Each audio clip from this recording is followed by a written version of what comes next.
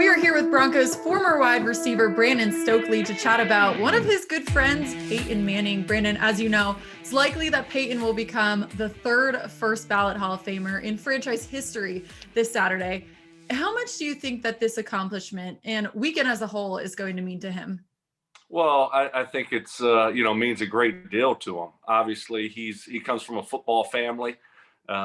He's a football historian, and so it's a pinnacle. Anytime that you can get elected into the Hall of Fame, it's a big deal. And a guy, especially like him, that loves the history of the game so much. And as a friend, it's awesome to see. But certainly for him, he appreciates that moment and what it will mean to him. Yeah, you played with Peyton for many years. I think 4 seasons with the Colts, 1 here in Denver. In your opinion, what was it about him that made him so unique, so talented at his position? Well, it was his work ethic. He had a work ethic that was like no one else, and you couldn't do anything else but to follow the guy and to work like him. And if you didn't, you'd get left behind. And so he brought it every single day. And I think that was a great thing about him. I was with him for 5 years, like you said, 4 years in Indianapolis, 1 year with Denver. I never saw him show up to the facility with a bad attitude.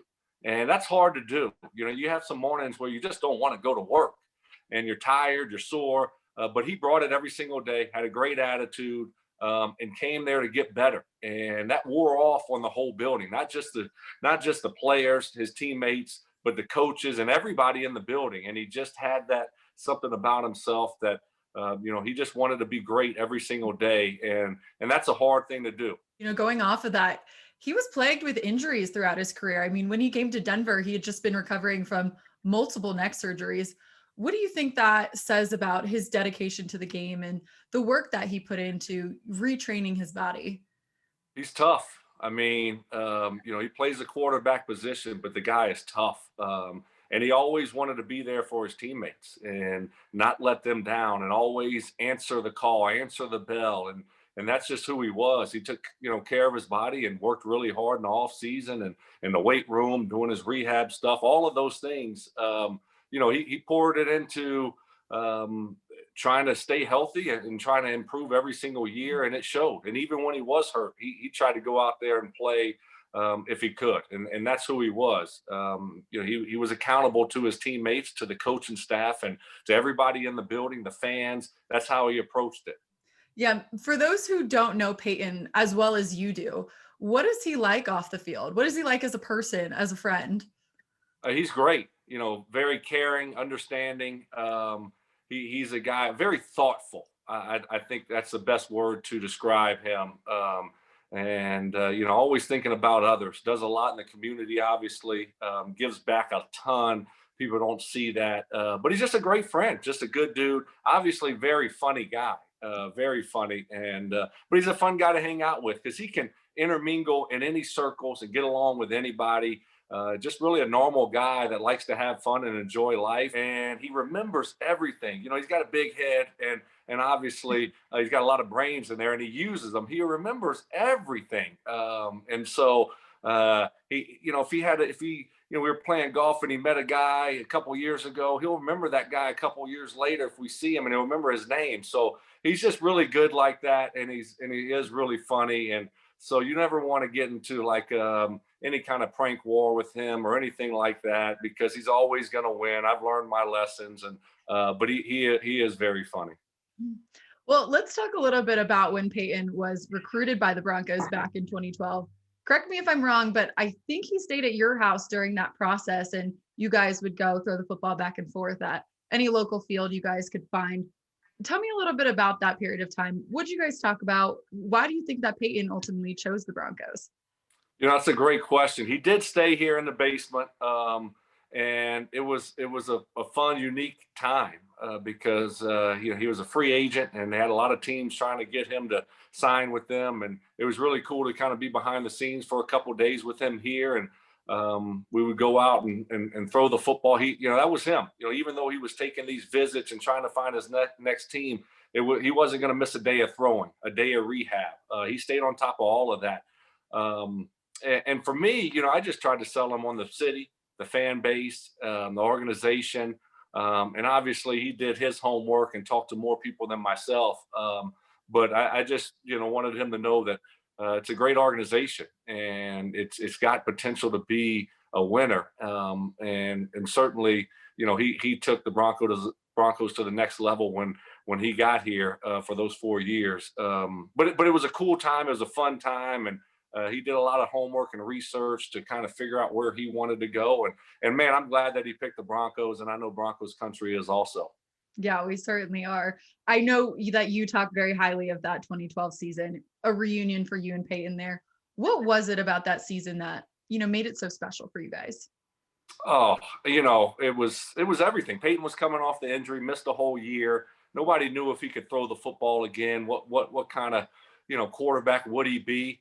And for myself, I was pretty much done playing football, and I didn't think I was going to ever play again. And then I get a chance to play with him, and in my hometown, the town that I'm living in now. It was just I just couldn't fathom that was going to be true. We had so many great guys on the football team, and it was so much fun.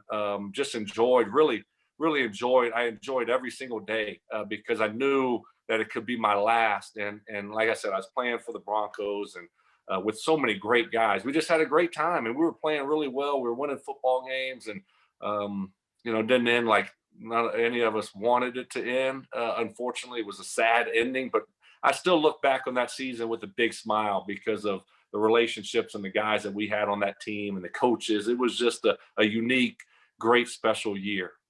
Now, Brandon, I got to ask because I know you have to have some fun Peyton Manning stories. Are there any that come to mind that you think fans would love to hear? Well, I have a lot, certainly. He's a funny guy. We used to play a lot of pranks in training camp. He was my roommate, and he would if somebody made us mad, we would do the trash cans on the doors of the young players, and you fill the trash can up with water. You lean it on the door, you knock on the door, you kind of run around the corner, you get your phone out and ready to video it. The door opens, and then they got a gallon of water, 10 gallons of water on their floor and soak their socks. So that's always a fun one to play. It's harmless on the young guys. There was a time where he would freeze clothes, or he'd help freeze young guys' clothes, and they have to thaw them out for a few days.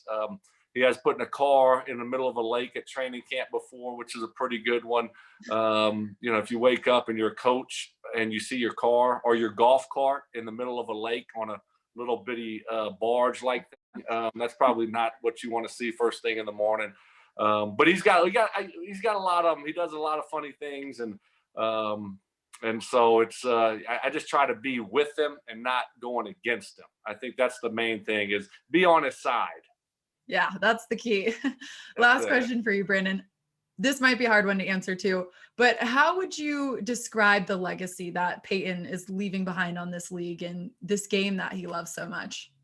Yeah, that's a great question. I think when you look at the quarterback play now, he evolutionized it, and he was the first one to be there, orchestrating offensive football at the line of scrimmage, being the offensive coordinator, during the game, with 7 seconds left, and the offensive coordinator giving him the trust and trusting him to, hey, whatever you see fit to run here, you have the luxury to change this play and get to what you want to get to. And so he had that freedom. And I think around the league, teams started to see that and started to put, that kind of demand on their quarterback. Hey, we want to be able to do these things, because certainly it can help you offensively, but you have to be able to process information quick. You have to know what's going on, what they're trying to do against you. And you have to have the trust of your coaches. And so he certainly had that. But to me, he's the one that really started doing that, and doing it at such a high level that the league really changed. Offensive football changed because of the way that he played the quarterback position. And I think that says everything about him, that's why I believe he's the best. Brandon, thank you so much for taking the time to sit down and talk today and for sharing all those Peyton stories. You're welcome. Thanks for having me. I appreciate it.